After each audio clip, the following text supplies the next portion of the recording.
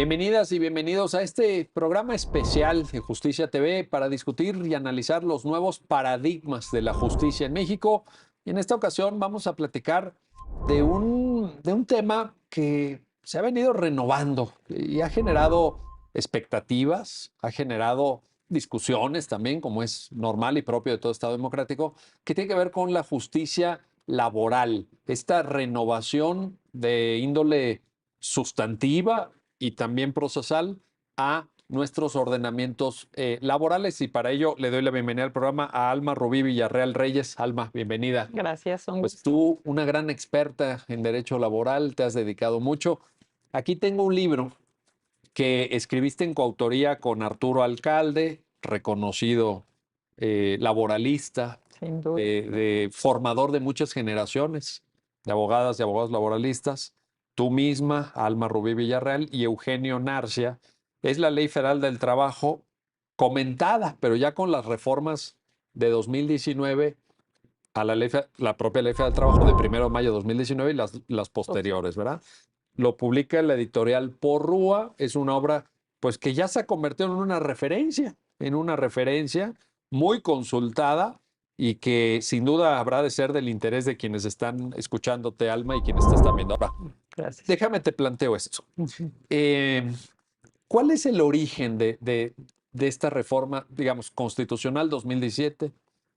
Legal 2019 con algunos ajustes posteriores en materia de subcontratación, de teletrabajo, etcétera.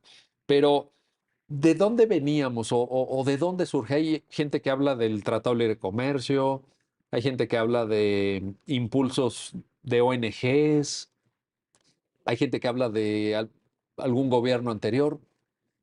¿De dónde viene esto? ¿Cómo surge? Sí, bueno, tiene varios antecedentes. En realidad esta ley es producto de hace 3 décadas, fácil, donde mujeres y hombres trabajadoras, el sindicalismo independiente estaba pidiendo que hubiera un cambio del modelo laboral.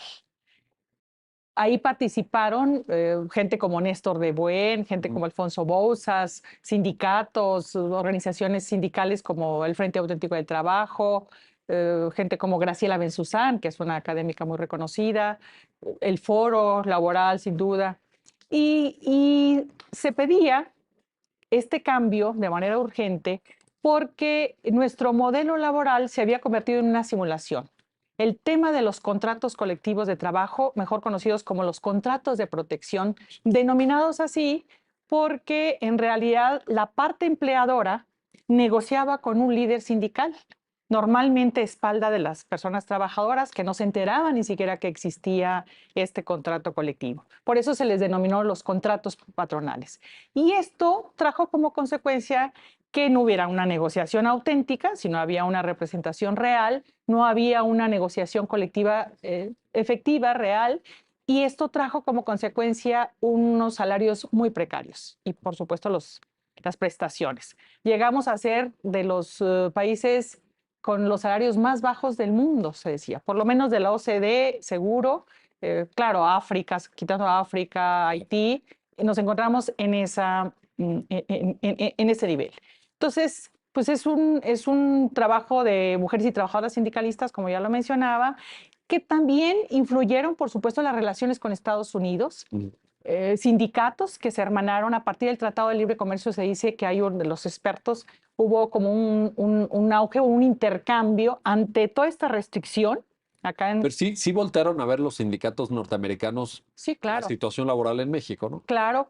Y en realidad esta reforma, que sin duda hay una injerencia también por parte de Estados Unidos, lo cierto es que esos sindicatos, Estados Unidos abrevó del sindicalismo independiente mexicano. O sea, no es que ellos conocieran el modelo, sino los sindicatos de México mostraron al mundo, en este caso más de manera más cercana a Estados Unidos y Canadá, por el Tratado de Libre Comercio y luego por el TEMEC, esta situación. Hubo también quejas internacionales, por ejemplo, la queja 2694 ante la Organización Internacional del Trabajo, con una característica. Normalmente se hacen denuncias, pero por un caso concreto. Esta queja en realidad fue una descripción del modelo laboral que imperaba, toda esta contratación colectiva, porque quien revisaba la ley, pues decía, pues la ley está pues bien, sino perfecto. Formalmente. Formalmente. Claro. El problema no era lo formal, el problema era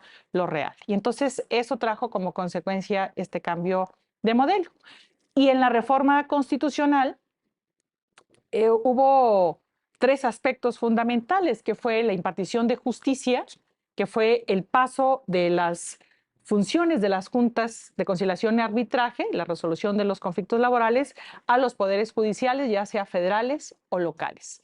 Un segundo bloque fue la democracia sindical, la negociación colectiva, la libertad sindical, a través de un mecanismo que es el voto libre y secreto. Y personal, ¿verdad?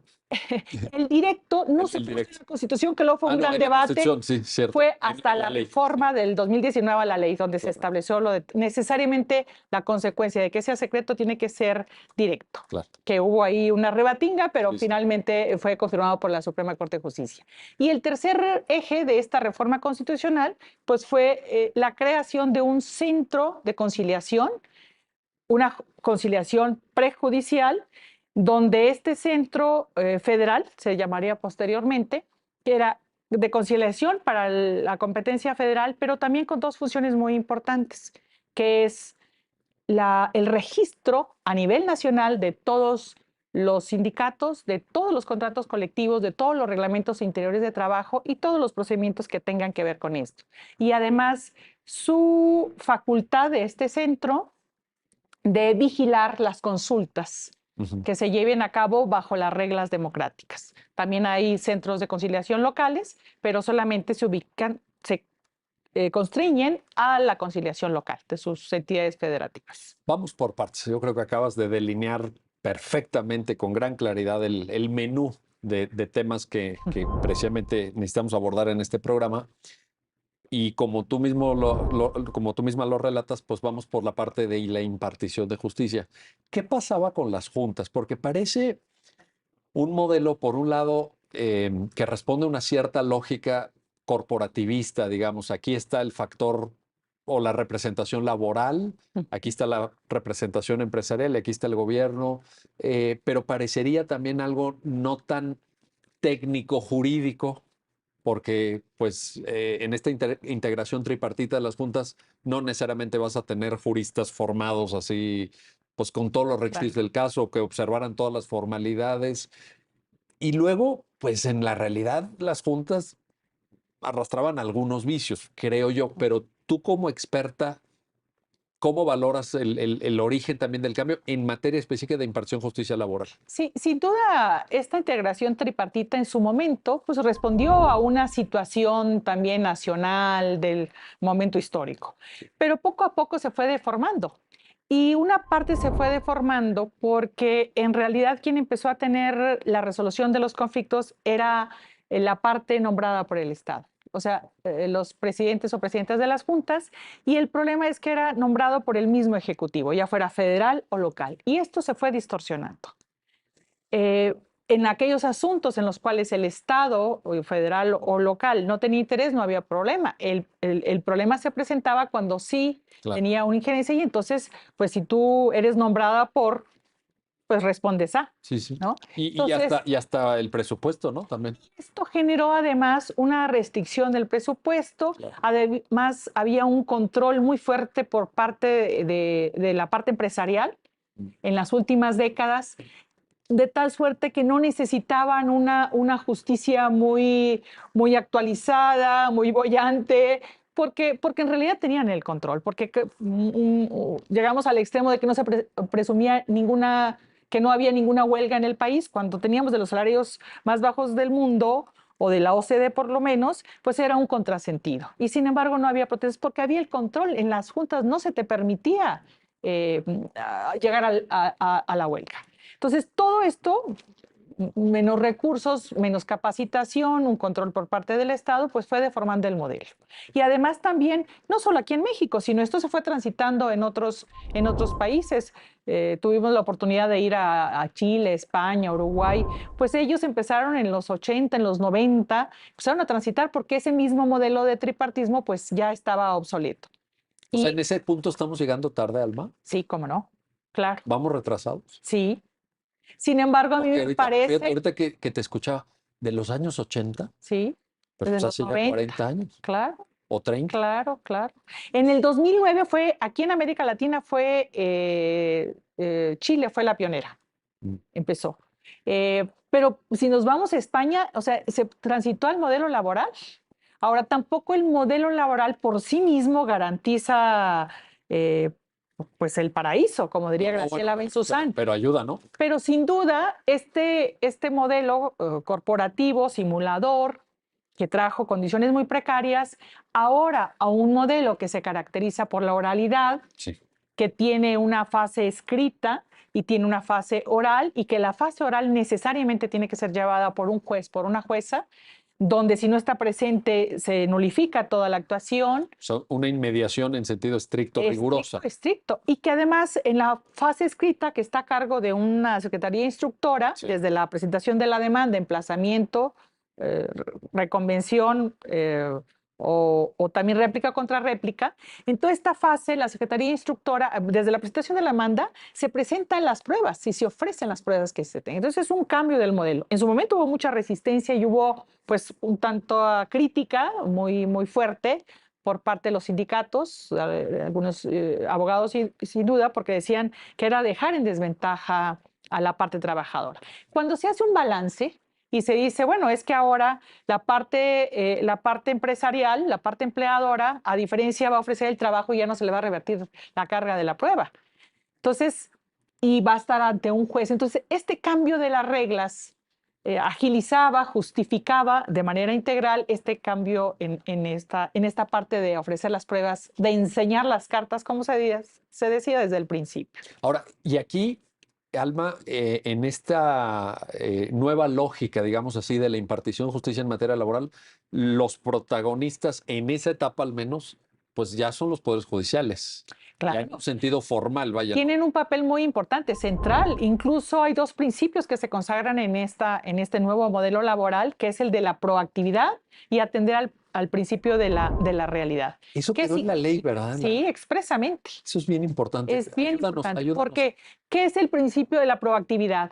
Que la parte juzgadora, quien juzga, no puede ser con una postura autista, sino tiene que tener un papel activo, interesado, impulsando, incluso no solamente impulsando para que no caduque o los tiempos procesales o demás, no solo eso, sino en la conciliación, en todo momento, es una obligación de la parte juzgadora. Todo momento. En todo momento, de estar impulsando, porque también se sabe, por experiencia acudiendo al derecho comparado, que si todo pasa a juicio, el sistema judicial se cae. Ah, no sé. Entonces, la apuesta es a una conciliación muy importante. No, pero te subrayaba yo en todo momento, tú misma lo decías, porque pues ya venimos de una conciliación que ahorita te voy a preguntar más adelante sobre ella, pero ya estando en la etapa de juicio, la ley permite. Sí, sin duda. Lo autoriza Y expresamente. ahí esta caracterización que nos Está dentro compartes de la proactividad. Y está hay un dentro, ¿verdad? impulso, dice Sí. impulso a la conciliación. En ese Claro. sentido, ¿verdad? Sí, claro. Pues es Claro. importantísimo. Y el otro es Oye, y es la una gran proactividad. y es una gran responsabilidad del juez, ¿no? Sí, claro. Ahora, pues es parte de la transición, hay una resistencia, hay un desconocimiento. Digo, vamos retrasados un tanto todos, ¿no? Sí. Porque es algo nuevo y ante lo nuevo pues siempre hay resistencias al cambio, sin duda, y desconocimiento. Nos hablabas de proactividad. ¿Y el otro? El otro es atender al principio de la realidad, lo que se conoce como primacía de la realidad. Sabemos, por ejemplo, que en materia laboral es clásico que se diga, bueno, tiene que haber un contrato para que haya una relación laboral. Entonces, la jurisprudencia, incluso ya lo ha abordado mucho el Poder Judicial, diciendo, pues sí, eso sería lo ideal, eso marca la norma. Sin embargo, si tú demuestras en la vía de los hechos que eres subordinado, que tienes un horario de trabajo, recibes un salario a cambio, pues no hay duda que hay un vínculo jurídico de trabajo y por lo tanto se debe entender que hay una relación de trabajo, aunque no exista la formalidad. Ese, creo, ejemplo muestra cómo la parte juzgadora no puede estar solamente atendiendo a lo formal. Oye, Alma, tú y yo habíamos hablado en algún programa, aquí en Justicia TV, precisamente en algún episodio de Ya lo dijo la Corte, de alguna sentencia de la Suprema Corte de Justicia de la Nación que había anticipado esto, ¿no? Por ejemplo, para despido de mujeres que estuvieran embarazadas, en donde Claro, se alegaba por parte de la empresa desde el que habían 2016. renunciado, ¿no? Claro. Y ahí es donde Sí, se dijo que si bien es cierto, pudiera pensarse que una renuncia, esta es un poco más reciente, el 2019, pero sí, la renuncia se dijo, bueno, hasta ahora se ha considerado que la renuncia es la manifestación de la voluntad y contra eso pues es muy difícil revertirlo. Sin embargo, atendiendo a la realidad que muestra que es poco probable que una mujer cuando más necesita el servicio médico, cuando más necesita el ingreso por ella misma y por su hijo, cuando más necesita la atención médica, no es lógico, no es creíble que ella renuncie justo en ese momento. Por lo tanto, la simple renuncia no será suficiente para entender que se terminó el vínculo laboral por parte de la trabajadora, sino que deberás demostrar otros elementos para comprobar que efectivamente obedeció una causa diversa. Si no, hay una presunción de discriminación. porque me acuerdo que eran incluso mujeres trabajadoras que tenían salarios no muy buenos, incluso se dedicaban a tareas de limpieza, Claro. afanadoras, etcétera, y que se aducía que habían renunciado, pero ya muy avanzado el embarazo, o Claro, sea, casi sexto, séptimo mes, claro. como a cuenta de qué, ¿no? Claro. También ese criterio se hizo en 2018 con una trabajadora del hogar que llega a la Suprema Corte de Justicia y que justamente dos aspectos ahí centrales y que fue el precedente para que luego las trabajadoras del hogar se entendiera en la ley o se dispusiera expresamente en la reforma del 2019 que las mujeres trabajadoras tenían derecho a la seguridad social. No era voluntario, no era optativo para la parte empleadora.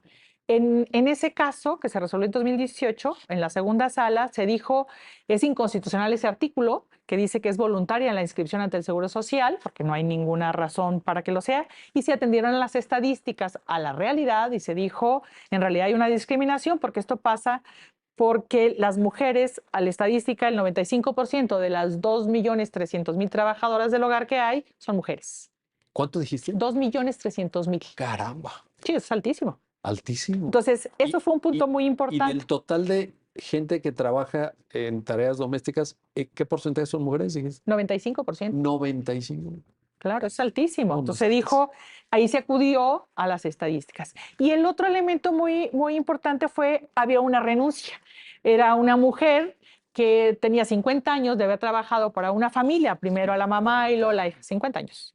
Había criado a las hijas, a dos hijas, y en ese caso hay una renuncia hecha en máquina cuando la señora el grado escolar era muy bajo, etcétera, etcétera. Entonces no correspondía a su grado de instrucción con la perfección de la renuncia, con el lenguaje utilizado, con la máquina empleada. Entonces dijo, no, perdón, no le La, puedo dar valor a esa la renuncia. obligaron a firmar, Claro, vaya, o le claro. sacaron la firma. Porque también me acuerdo que había una prueba pericial en materia de Grafoscopia, grafoscopía que acreditaba que sí era su que así firma. era. O sea, Claro. no se había falsificado la firma. Entonces, no Sí. es un problema de eso. Y bueno, sabemos que otro de los cánceres del derecho laboral individual, pues es la simulación, o sea, la obtención de las renuncias en blanco de manera previa a ser contratado. Y dada la desventaja que tiene la persona trabajadora, ya sea mujer u hombre, pues firmas lo que quieras en aras de que te den el trabajo, ¿verdad? Ahí Tienes está. una familia, Ahí tienes está una la clase. obligación. Vamos a hacer una pausa, no se vayan, vamos a regresar enseguida para continuar en esta conversación con Alma Villarreal sobre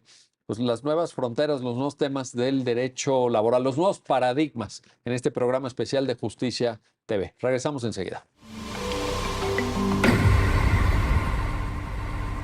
Ya estamos de vuelta, ya estamos de regreso en este programa especial de Justicia TV para hablar de los nuevos paradigmas de la justicia. Específicamente estamos hablando de las cuestiones laborales, de eso que se ha denominado, creo yo atinadamente, el nuevo derecho mexicano del trabajo. Estamos platicando con Alma Rubí Villarreal Reyes. Y ahora, Alma, en esa lógica de los diversos temas que tú misma esbozabas, te quiero plantear la dimensión colectiva del nuevo derecho mexicano del trabajo. Sabemos que el derecho del trabajo tiene una vertiente individual, pero tiene una vertiente colectiva y me parece, tú nos lo confirmarás si fuera el caso, que en materia colectiva han cambiado Claro. muchas cosas desde ese paradigma de la simulación a la que, al que hacías tu referencia. Cuéntanos un poquito esa parte, cómo está. Sí. Como mencionaba, uno de los segundos ejes fue la democracia y la libertad sindical.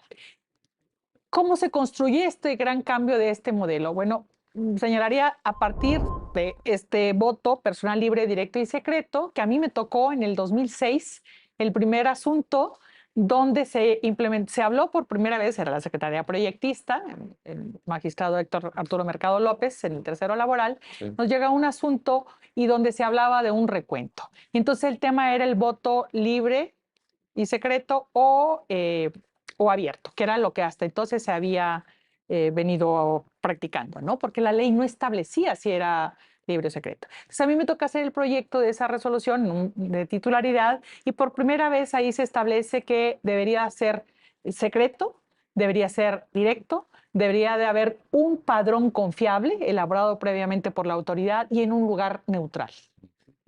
Esos mismos principios ahora se recogen, estamos hablando luego la Suprema Corte de Justicia, en una denuncia de contradicción que a mí me tocó denunciar, y en el 2009 se emite la jurisprudencia. Pero bueno, la ley luego en el 2012 tuvo cambios, ya no se estableció y eso había quedado un poco ahí medio en el limbo porque no se aplicaba a pesar de la jurisprudencia. En esta reforma del 2019 se establece ese mecanismo desde la Constitución. Ya no hay duda, lo único que no se establece es que fuera directo. En la reforma al 123 constitucional se establece ya que es directo. Y yo creo que este es un gran avance para el modelo laboral porque se establecen 5 procedimientos donde se devuelve el poder a las personas trabajadoras, a las mujeres y hombres trabajadores. Cuando digo mujeres y hombres trabajadoras, quiero referirme a todas las personas porque en realidad es hombres, mujeres y personas con cualquier preferencia sexual, ¿verdad? No lo podemos olvidar. Eso queda claro, ¿verdad? Solo que la ley, bueno, pues fue redactada en esos términos. Pero en ese modelo se establece en las elecciones de la directiva sindical tiene que haber voto secreto, pero también tiene que haberlo en la constancia de representatividad cuando hay 2 o más sindicatos. Que esta figura es nueva, ¿no? Que es totalmente nueva. Constancia de representatividad. Constancia de representatividad. ¿Qué significa? ¿Qué significa? Que para poder celebrar un contrato colectivo de trabajo o la revisión, necesariamente tienes ese contrato inicial, tienes que demostrar por nuestra historia que representas por lo menos el 30% de tu gremio. Entonces, si es un solo sindicato, haces un listado, pones el nombre, la firma del CUP, lo entregas ante el Centro Federal y él lo cruza con otras instituciones. Si es una sola organización gremial, pues le entrega la constancia y demuestra que efectivamente reúne el 30% exigido, se entrega la constancia de representatividad.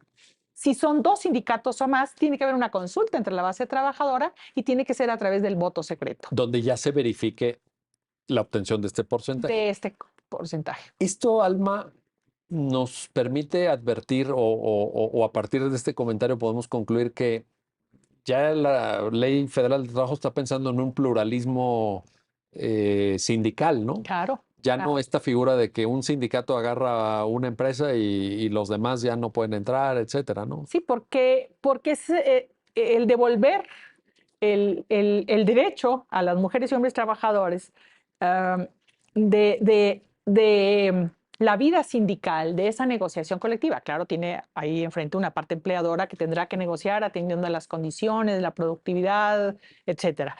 Pero son ellos los que realmente tienen el derecho, la voluntad y la vía para negociar. Pero fíjate, si la constancia de representatividad se puede obtener a partir de la constatación y acreditación de que se tiene el 30% de la base trabajadora en apoyo a ese sindicato, pues sí está viendo el legislador ahí pues una distribución de poder o una redistribución de poder. Sí. De representación sindical adentro de la empresa, ¿no? Sí, claro. Y eso yo creo que es bueno, ¿no? Es muy bueno. Era una vieja demanda del sindicalismo yo independiente. Lo veo bien. Desde hace, por lo menos desde que yo llegué a esta ciudad, hace 33 años, yo lo escuché. Ahora, una vez obtenida esa constancia de representatividad demostrado ese 30%, hay una segunda etapa. Ese sindicato que representa va a sentarse a negociar con la parte empleadora. Correcto. Se negocian los términos del contrato y tiene que someterlo de nuevo a una aprobación de la parte trabajadora si está de acuerdo a esos términos negociados. No el contrato a lo mejor en sí mismo todo, porque no hay oportunidad, sino los puntos que fueron negociados con el patrón, con la patrona, y tiene que someterse de nuevo a través del voto libre, directo y secreto. Déjame entender esto bien. Entonces, esa negociación que evidentemente se da entre, por una parte, La la parte directiva patronal sindical. y la directiva sindical, después pasa una especie de ratificación o de consulta a la base. Claro. Entonces, ya no estamos, Alma, en esa época donde las directivas sindicales hacían, deshacían y luego le avisaban a nosotros, así quedó este asunto. No, ya ese empoderamiento, pues ya. No existía, pero ahora ahí está presente. Y también esto, pero no solo ahí, ese es el segundo procedimiento, pero el tercero es que los contratos colectivos de trabajo se revisan cada 2 años. Y cada 2 años, de nuevo, va a tener que haber una consulta. Pues muy bien, ¿no? Sí, claro. Sí, por eso se dice que esta reforma laboral formalmente pues es una joya. Claro. Es algo histórico. ¿Pero por qué dices formalmente? Porque otra cosa es llevarlo a la práctica, Pues como yo todo. entiendo, por lo que yo he podido revisar y leer de información oficial, parece que va a caminar. Sí, sí va caminando. Había mucha desconfianza, por supuesto. Hay resistencias, no lo podemos Vaya. conocer, Pues estás afectando intereses. por supuesto. Y a veces me atrevo a decir intereses económicos fuertes. De todo tipo, Fuertes. claro. Políticos. Claro. Había Pero intereses bueno, políticos en ese. antes, claro que había. Ahora, bueno, no podemos desconocer que hubo un cambio, al menos en ese sentido hubo sensibilidad y por supuesto que ahí está. Y este es un trabajo, hay que señalarlo, esta reforma de, como decía, de mujeres trabajadoras, pero también del Poder Judicial y también de la Secretaría del Trabajo y Previsión Social, que antes era como un tanto impensable que hubiera toda esta pluralidad de actores, Sí. de académicos, ¿no? de presidentes de juntas y demás, pero hicieron un trabajo cada quien aportando. La Suprema Corte de Justicia muy respetuosa, pero aportando el marco jurídico, los principios que había sustentado en sus diversas tesis, y eso fue un marco, un referente muy importante para esta reforma laboral. O sea, no también. es una reforma que pudiera tener una sola fuente o No, para nada. hay un conjunto ahí de Y incluso factores que propiciaron la el reforma. anexo 23A, que es derivado de los acuerdos comerciales en el TEMEC, el tratado entre México, Estados Unidos y Canadá, repito, abrevaron de lo que los sindicatos habían aquí por requerido durante décadas. Entonces, no era un desconocimiento. Recientemente estuvo aquí Gur Ryder, el director de la Organización Internacional de Trabajo, y esa queja 2694 que te decía, él en ese entonces fue un sindicato que apoyó, el sindicato la central más importante, la Confederación Sindical Internacional, la CSI. Él era el director, entonces con mucha sensibilidad apoyó esta demanda, que no era lo común, que no hubiera un caso concreto, sino solamente se describía el modelo. Pero bueno, volviendo a los procedimientos. Sí. Entonces ya decíamos el de la directiva sindical, ya decíamos el del contrato inicial, sí, contrato colectivo de trabajo, en la revisión, y también hay otro, que es el de la legitimación, porque una de las preguntas se dijo, bueno, muy bien, esos van a ser los contratos nuevos, pero ¿qué pasa con todos los que ya están? Ajá. Y que se hablaba de 1 millón de contratos colectivos. ¿1 millón? 1 millón. Se hablaba en ese momento de 1 millón de contratos colectivos. Estratosférica. Impresionante. Dijo, ¿qué hacer? Impresionante. Digo, muy bien, en 4 años, que se vence ahora en mayo del 2023, tendrán que ser legitimados. ¿Cómo? A través del voto libre, directo y secreto. Si esos contratos colectivos no se legitiman, no se ratifican por la base trabajadora, pues desaparecen. Y se tendrá la libertad para volver a demandar un nuevo contrato. Claro, en el Inter, que fue lo que pasó con General Motors, ese contrato sigue vigente. Las prestaciones no se le quitan a las personas trabajadoras, pero podrá venir otro sindicato, incluso puede ser el mismo, convencer y demás, hacer su trabajo, que de eso se trata, que tenga contacto con la base trabajadora y podrá, pues, de nuevo sentarse a demandar la constancia de representatividad y a negociar de nueva cuenta con la parte empleadora. Entonces, ¿y el quinto? Y el quinto es la titularidad. La titularidad. Entonces, ahí igual el voto es secreto. Cuando hay un conflicto entre 2 sindicatos, se dice, muy bien, hay un recuento y pues se decide mediante... Oye, ¿y qué pasa con el tema? que estoy seguro muchas personas que te están escuchando aquí en el programa se plantearán de la transparencia sindical, porque también en la historia del sindicalismo mexicano, pues se han visto, no hace falta mencionar nombres, pero seguramente todos recordaremos algunos, liderazgos sindicales muy adinerados, déjame ponértelo así, en donde ha habido pues incluso sospechas o denuncias de plano de malos manejos. Claro. Ahora, ¿cómo la reforma también incluye temas de transparencia o no? Sí, La claro. rendición de Y cuentas. la rendición de cuentas, voy a mencionar un artículo, el 373 establece que la directiva sindical está obligada cada 6 meses a informar cuenta detallada del patrimonio y de las cuotas. Y de esa asamblea donde el informe tiene que mandar cada 6 meses al Centro Federal el informe de esa cuenta detallada. Y no solo eso, además tiene que recabar la firma de cada uno de los trabajadores donde se le informa, por lo menos la firma, donde informa de esa cuenta detallada. Pues estos son mecanismos que antes eran impensables. O el mismo centro, si hay duda, hay una duda razonable, no cualquier duda, en Claro. una directiva, por ejemplo, en una elección sindical, tiene la facultad expresa, así lo estableció la Ley de Trabajo, de volver a reponer la consulta en aras de verificar que efectivamente las cosas se llevan con transparencia, con democracia, respetando los principios de...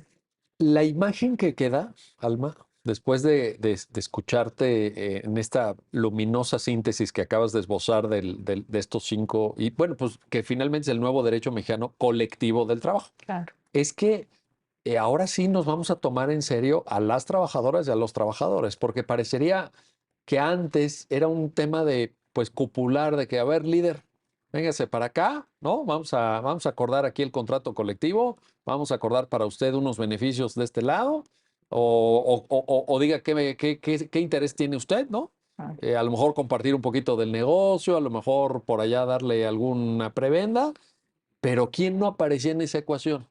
¿Quién no estaba ahí? Pues los trabajadores y los trabajadores. Y uno diría, oye, pues ¿qué nos trata de eso el derecho al trabajo? ¿Que no verdaderamente son los protagonistas? Pues no estaban. éramos, Ahora están, éramos Alma, ahora ejemplo. están. Claro. Ahora, este es un trabajo de todas y de todos. Requiere mayor difusión, mayor comunicación, mayor estudio, mayor capacitación. No se ha difundido, sí. No, claro que se ha difundido, pero creo que no es suficiente. Si bien ha sido muy importante, incluso pongo el ejemplo de lo que más conozco, que es el Poder Judicial de la Federación, inició semanas muy fuertes, o sea, un periodo muy fuerte, no ha parado, de sensibilización, capacitación y una especialidad laboral. O sea, era tan denostado el derecho al trabajo que ni siquiera teníamos una especialidad laboral. Ahora, con la de la reforma en la escuela judicial, tenemos una especialidad donde se recibe a todo mundo, claro, hay un examen mínimo y donde se dan todos estos nuevos principios y se difunde, y en las casas de la cultura, la Secretaría del Trabajo por su parte igual. O sea, por supuesto que estamos en eso, pero sin duda falta. Oye, y en ese punto, Alma, alguien que ha estudiado tanto, que tiene tanta experiencia, obra escrita, etcétera, en la materia, también obviamente una vocación docente, como sé que la tienes, de difusión y de compartir tu amplio conocimiento, ¿qué le podría decir a los abogados y abogadas, o quizá incluso a los estudiantes, respecto de las nuevas oportunidades que este marco jurídico trae? Porque también, ahora que te escuchaba, pensaba yo en la necesidad de construir una nueva abogacía. Sin duda. Yo creo que esa forma, con mucho respeto lo digo para nuestros estimadísimos colegas, abogados, abogados laboralistas, pero esa forma de trabajar que se tenía ante las juntas de conciliación y arbitraje, con todo lo bueno y todo lo malo, yo creo que con esta reforma se va a tener que superar y va a tener que cambiarse. ¿No hay ahí, Alma, te pregunto, un mensaje de renovación de la abogacía? ¿Cómo lo ve alguien con tu experiencia? No, sin duda. Es un giro de 180 grados. Para empezar, ahora en octubre 3 de este año, llegan los juicios laborales a la Ciudad de México. Sí. ¿Por qué? Porque esta reforma La última etapa, ¿no? se implementó en 3 etapas. En la primera etapa en 8 estados, los que tenían menor ingreso, estadísticamente hablando, de los juicios laborales, con la excepción del Estado de México, que es un estado muy grande, muy importante, pero él dijo, yo voy, ya estoy preparado. Luego siguió con los del ingreso mediano y ahora son los últimos 11 estados donde se encuentran los más grandes, ¿no? Incluida la Ciudad de México, incluida Nuevo León, incluido Guadalajara, Coahuila, etcétera. Entonces, ¿cuál sería el mensaje? Que hay que estudiar, que hay que difundir, que hay que capacitarnos. Y el mismo litigio oral no es lo mismo, ¿no? Pero no lo ves como una oportunidad en el sentido De que también... renovarse. Pero yo pensaría en la palabra motivación, porque esa oralidad de que ahora, pero sí se va a tomar en serio y vas a estar frente al juzgador o juzgadora. Híjole, eso Que también, te estén viendo a los ojos, estén que viendo, tú lo veas en ese momento. que va a quedar registrado, va a quedar grabado. Claro, claro, que es ante todo, pues las partes por lo menos, que es público, que es transparente, que estás viendo a los ojos al juzgador. ¿Pero no te parece como laboralista motivante eso? Para mí sí, bueno, era una vieja demanda. Estoy hablando por lo menos de 33 años desde que yo llegué aquí. Por eso se dice que esto es la primavera laboral llegó. Ah, la primavera laboral, Claro, la primavera del derecho del el trabajo. derecho del trabajo. Ay, eso suena muy bonito. ¿Por qué? Pues porque Eso está poético. es una reforma que hace 33 años por lo menos yo estaba escuchando y que no se veía. Hace 10 años era impensable esta reforma. Dices 33 años, pero yo recuerdo un artículo, bueno, algunos artículos doctrinales de Niceto Alcalá Zamora y Castillo, incluso Fix Amodio, donde ya criticaban un poco la existencia de las juntas bajo la lógica de que no respetaba el principio de unidad jurisdiccional. Sobre todo Niceto Alcalá Zamora, que era el gran procesalista, decía, a ver, el ejercicio de la jurisdicción en un país supone que todos los temas, que todas las materias deben de corresponder a la competencia de los poderes judiciales. Esto de que haya por ahí, Claro. bueno, los contenciosos administrativos, que haya por acá la justicia laboral, él ya no lo vio, pero con los años la justicia agraria, que también tiene su propia especificidad orgánica, ¿no? Tribunal Superior Agrario, Tribunales Unitarios Agrarios. Pues eso ya venía de los años 60. No, es que no podía ser juez y parte. Pues sí. Claro. O sea que sí el rezago era... Sí estaba en manos del Ejecutivo. Pero sí venía muy rezagado entonces el tema, ¿no? ¿Cómo no? ¿Sí estás de acuerdo? Sí, totalmente. No, se fue desfasando. Digo, en los 80 ya en otros países ya estaban cambiando y nosotros ni por asomo. Pues yo veo un motivo más de celebrar esta reforma. Sí, ¿Estás de acuerdo? Totalmente de acuerdo. No es una joya.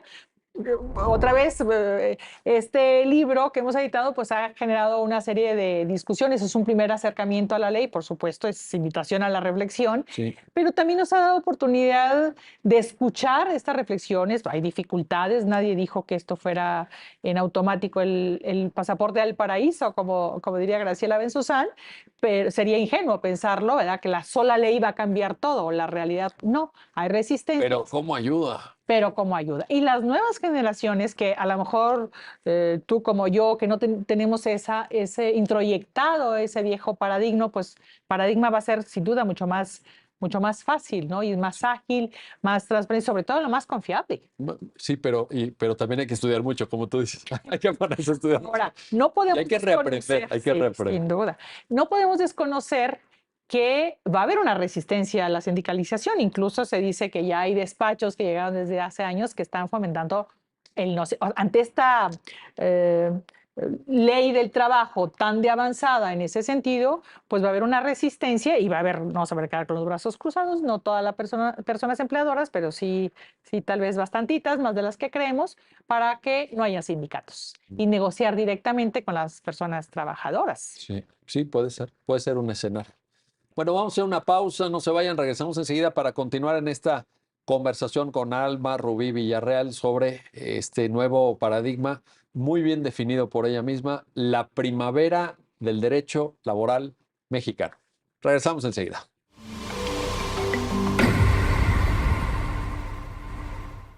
Ya estamos de vuelta, ya estamos de regreso en este programa especial de Justicia TV para discutir los temas de vanguardia, los nuevos paradigmas de la justicia y no cabe duda que uno de los más importantes es la materia laboral. Estamos platicando con Alma Rubí Villarreal sobre estos temas y yo te quiero plantear una cuestión adicional que me imagino que tiene muchas aristas y que probablemente requeriría de una reflexión muy amplia, pero lo quiero centrar en la materia laboral, que es la cuestión del género. En México venimos de una sociedad que discrimina estructural y sistemáticamente a las mujeres y que en buena medida esa discriminación se proyecta al mundo laboral. No, no es ajeno Claro. el mundo laboral a un contexto de discriminación de género estructural y sistemático. ¿Qué nos puedes decir en la lógica de lo que aporta la reforma de 2017-2019? ¿Cómo no? Hay que tener presente que en esta reforma del 2019 se reformaron o adicionaron 15 artículos, que no son cosa menor. Y en esos 15 artículos, justamente se trata de visibilizar pues esa desigualdad, porque la pregunta es, ¿qué es la perspectiva de género? Ah, Pues es un instrumento, una vía que permite visibilizar las desigualdades entre hombres y mujeres y que, como tú ya lo señalaste, no se queda en lo social, no se queda en lo cultural, sino también llega al mundo del trabajo. Entonces, en estos 15 artículos se trató de apuntalar algunos principios, algunos que cabe señalar ya estaban en la reforma del 2012, como es el tema del hostigamiento sexual o el acoso o la igualdad sustantiva, pero en estos otros 15 artículos se vino algunos a reformar, a apuntalar y en otros son de nueva creación. Voy a mencionar uno que me parece un triángulo para mí virtuoso en este tema de lo colectivo, que son el artículo que establece que no puede haber discriminación en contra de las mujeres. En las elecciones tiene que pasar, las elecciones de las directivas sindicales tienen que atender al principio de igualdad democrática y la perspectiva de género. Ese es uno. Otro es el 371, fracción 9 bis, el de la representación proporcional de las mujeres, donde se establece que atendiendo al número, o se debe entender que atendiendo al número de mujeres, debe ser la representación en la directiva sindical, y ahorita explico. Y el tercero es que los sindicatos no pueden discriminar a las mujeres. Este círculo, este triángulo virtuoso, como decía, me parece que no se le ha dado el realce debido, no hemos tomado conciencia, pero ¿por qué es tan importante? Porque es a través de los sindicatos la institución natural que defiende la agenda de las mujeres. Y ese rezago, me gustaría dar algunos datos, así sencillitos para ilustrar, sí. para dar una radiografía laboral de cómo se vive el mundo de las mujeres trabajadoras. En 1917, nuestra Carta Magna tan laureada en el mundo, sin embargo, a las mujeres no se nos permitió el derecho de votar. Sí, cierto. Y el estereotipo, el prejuicio que estaba ahí detrás es que no teníamos la madurez, no teníamos el criterio suficiente para poder elegir a quién nos gobernaría. En la ley de 1931, que fue la primera ley federal del trabajo, se estableció un artículo, el artículo 21, donde expresamente se nos disculpó que no exhibiéramos el permiso del marido para celebrar un contrato de trabajo. Es increíble. Y uno diría, oye, pero eso hace más de 100 años, ¿no? No, desgraciadamente eso continúa. Porque si nos vamos al mundo El permiso del marido. del marido, así expreso, se disculpaba que a las mujeres casadas no exhibieran el permiso del marido, como una gran concesión. En su momento dijo, ¿qué más quieren, no? Ustedes mujeres, claro. Pero si nos vamos a las estadísticas, vemos que la población en este momento en nuestro país, el 51% somos mujeres. Pero si nos vamos al mundo del personal activo, de los trabajadores en activo, solo ocupamos el 45% frente al 75% de los hombres. Quiero señalar algo. Yo no quiero decir que las personas trabajadoras, los hombres trabajadores estén en jauja y no estén sujetos a la discriminación, al abuso. No estoy diciendo eso. Solo que dado la desigualdad histórica entre hombres y mujeres, por estos datos que acabo de señalar, pues es mayor y por eso hay que apuntalar. ¿no? Porque si no, Oye, pero ¿no te parece aquí, Alma, tú como especialista en este tema, que hay ciertos sesgos o ciertos rasgos discriminatorios que sí afectan más a las mujeres sin duda, en el mundo del trabajo? sin Estoy duda, pensando, a ver, hay que ponerlo en la mesa, acoso sexual, claro. porque sí, es muy difícil. La estadística es más alta para las mujeres. En caso de un ascenso, aún teniendo mayor grado de profesionalismo, o sea, de grado académico, de doctoras, cada vez hay más doctoras como mujeres con doctorados. Y sin embargo, en caso de un ascenso, se prefiere en igualdad de capacidades a un hombre frente a una mujer. Regla general. No es en todos los casos, lo sabemos. Pero eso hay una tendencia, no lo podemos desconocer. Y la diferencia salarial. Claro, La diferencia salarial, brecha, la brecha salarial sí. que cabe mencionar que en los últimos 3 años el salario mínimo ha aumentado más del 60%, que es algo también digno de reconocerse, que era impensable, y que las más beneficiadas somos las mujeres trabajadoras porque somos las que tenemos los salarios más bajos. Pero aún así la brecha salarial ronda entre el 16 y el 20%. En el mundo, no es exclusivo de México, Sí. pero nosotros no estamos Yo había leído ese desgraciadamente dato fuera de para eso. México, ¿eh? Es un dato del Banco Mundial, ubica la brecha de género en México en el 20%. Claro. Pues es muchísimo. Claro, es muy alta. Y si nos vamos al mundo sindical, pues tampoco es diferente, porque a pesar de que las mujeres estamos en un nivel mayor de sindicalización, que es un dato que a mí me llama la atención, seguramente porque es obviamente el sector público y el privado, y el sector público están el sector educación, donde mayormente hay mujeres, seguramente por eso, pero el nivel de la representación sindical, o sea, en las directivas sindicales no llega ni al 9%. 9%. Ni 9%. Por eso es tan importante Pero decías, lo las público, mujeres son el 51%. Pues hay una disparidad tremenda ahí, ¿no? Me gustaría subrayar en esto de la representación proporcional de los sindicatos, de las mujeres, un ejemplo, porque luego ha habido muchas dudas o ha habido muchas preguntas cuando presentamos el libro. En un caso de donde hay un sindicato, 100 personas que trabajan, de las cuales 40, pongo números cerrados para facilitar Sí. el ejemplo, 40 mujeres, 60 hombres, y la directiva sindical a su vez está conformada por 10 carteras, 10 secretarías, por lo menos desde la convocatoria tienen que estar 4 mujeres, que es la representación proporcional, Correcto. por lo menos.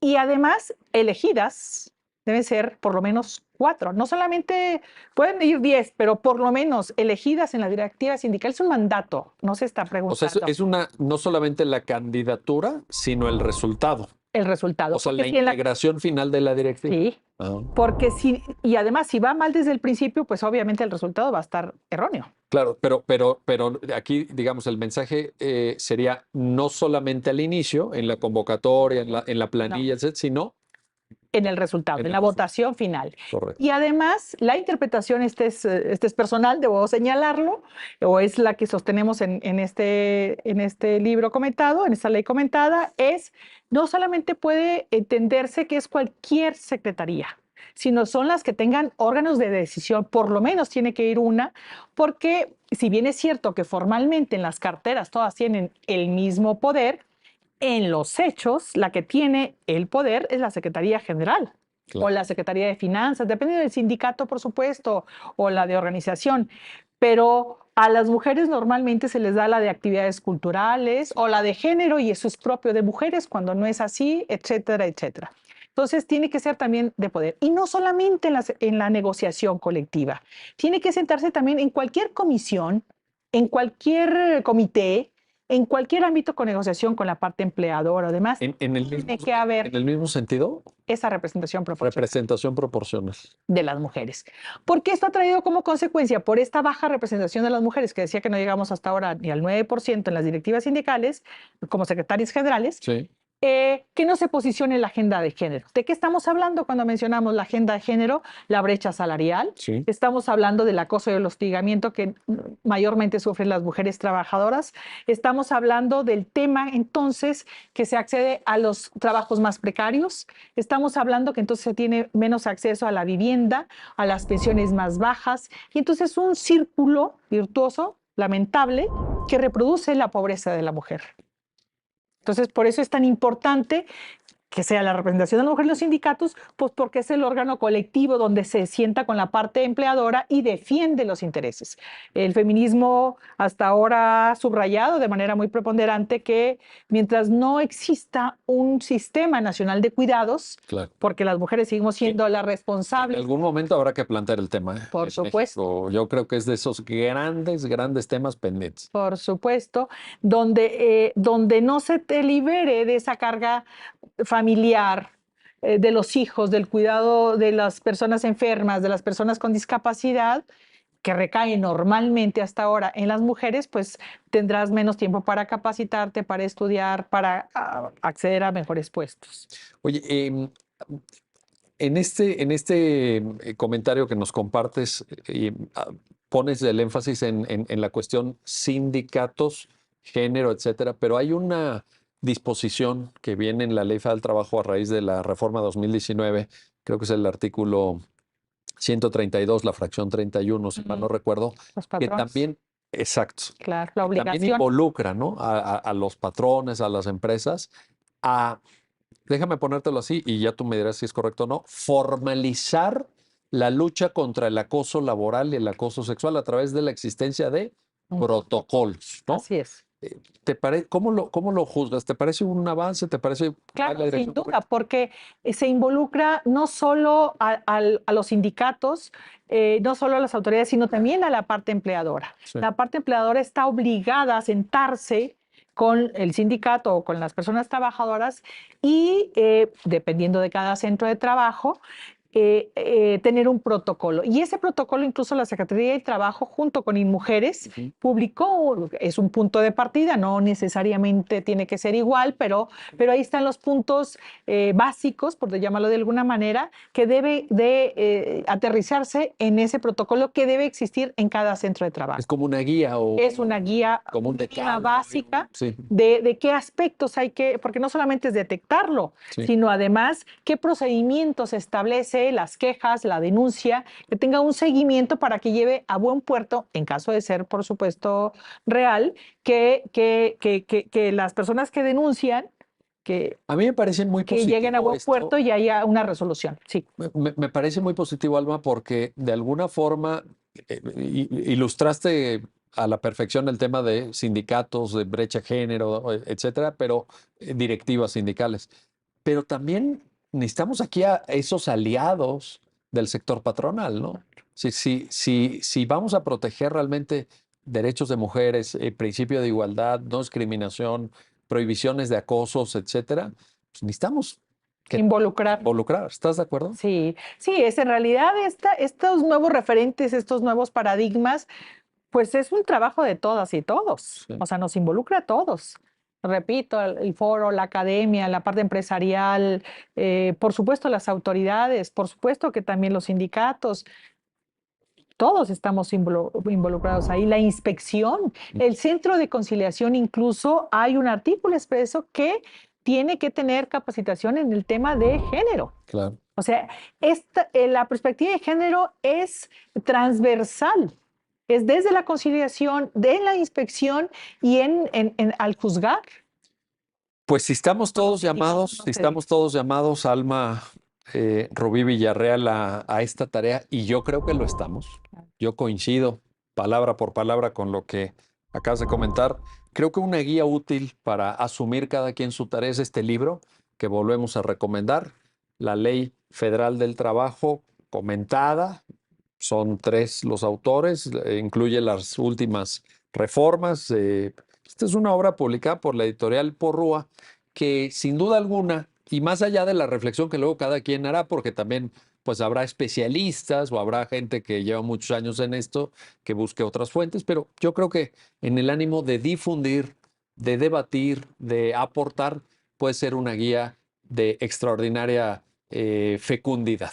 Claro. Y por eso también te felicito a ti y a todos, y a Gracias. tus 2 coautores, por supuesto. Gracias. Me gustaría agregar, en aras de, sobre todo a los estudiantes, que en este trabajo, al final, como son todos estos procedimientos, 5 por lo menos nuevos, entonces se agregaron al final diagramas que facilitan todos esos procedimientos, desde el procedimiento de consulta para obtener la constancia y representatividad. Unos cuadros, sí, unos Exactamente. diagramas, unos cuadros. El procedimiento de conciliación, el procedimiento ordinario, Sí. el procedimiento especial, que es un procedimiento nuevo de derechos colectivos, el procedimiento especial colectivo, todos están ahí, la huelga, por supuesto, el conflicto de naturaleza económica, la constancia de representatividad, el procedimiento de consulta de los trabajadores para la aprobación. Entonces, esto creo, sobre todo a los nuevos abogados, a los estudiantes, le facilita, a todo el mundo nos facilita la tarea porque, bueno, luego tantos procedimientos puede ser un poco complicado para ubicar las etapas, los términos sobre todo, pero entonces, bueno, se trató de que ser una parte de facilitar esa comprensión de todos estos procedimientos. Pues como lector de la obra, yo también te lo agradezco. Te habrán llegado muchos comentarios en el mismo sentido. Sumo uno más. Alma Rubí, gracias por esta conversación, por habernos iluminado sobre estos puntos finos de lo que es ya la primavera del derecho laboral mexicano, nunca mejor definida. Y gracias a usted que hace posible este programa especial de Justicia TV, en el cual analizamos y discutimos y conversamos con nuestros invitados sobre los nuevos paradigmas de la justicia. Hasta pronto. Gracias.